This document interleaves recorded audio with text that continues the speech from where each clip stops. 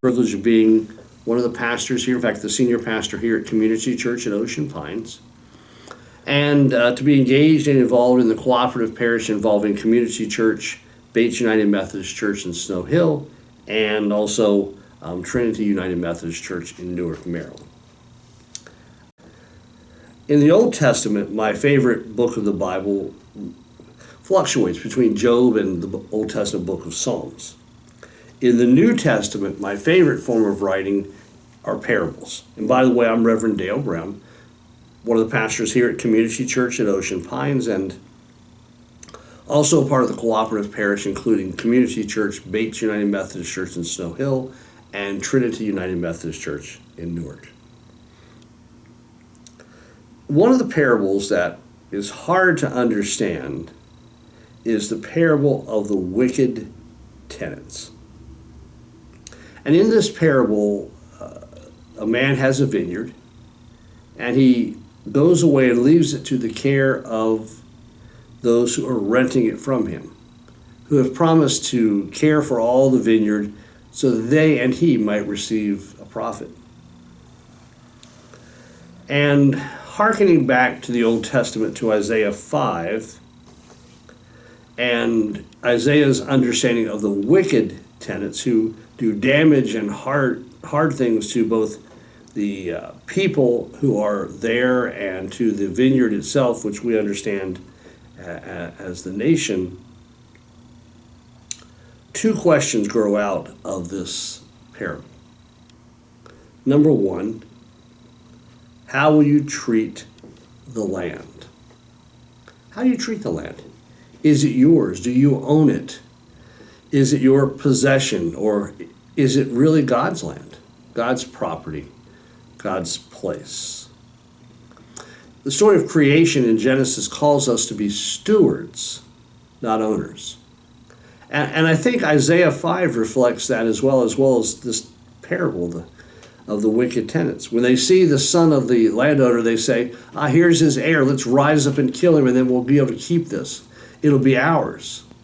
And we tend to treat land and creation in a way that thinks that we can use it to do whatever we want to do, to ruin it for our own income, to destroy it in such a way that no one else can receive the benefit of it. I think many of our Native American persons, our indigenous persons, have a greater and far more faithful understanding that we are to care for the land, to enrich, to grow, to help the land. And we who live on the Delmarva Peninsula and who are surrounded by such natural beauty are reminded that we are but stewards for a time of these things that we possess of the land on which we live. And thus it is appropriate that we ask questions about how we live in relationship to the land, to this place, to our home, so that it becomes for us not something that we can simply use for our benefit, but instead something that we can care for so that children and grandchildren and great-grandchildren and others might reap a benefit from it as well. And secondly, how do you treat the poor?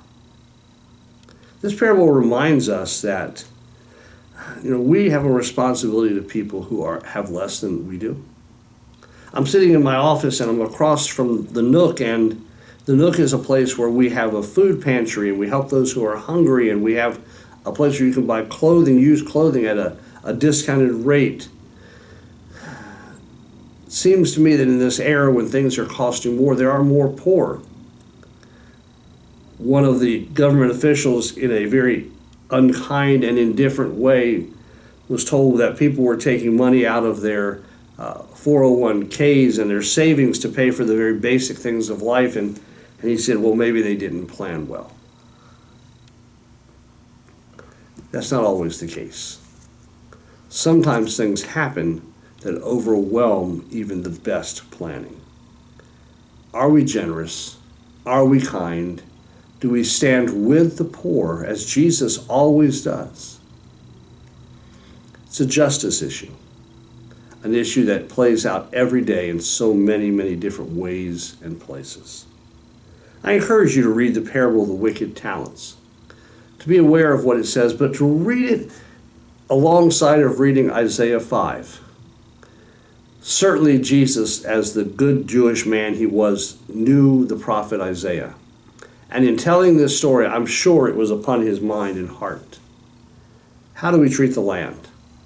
Those things that we possess, the things that we say are ours, do we hold them tightly or loosely? And how do we treat the poor? Because those questions are interrelated. We treat the poor generously and kindly and lovingly and helpful in helping because the things that we have are not our own. They are given to us as good gifts of God to be stewards of. Find somebody today that you can help. Do something to create beauty on the place where you live. And you will be very different than the wicked tenants of this parable. May God bless. Have a great day.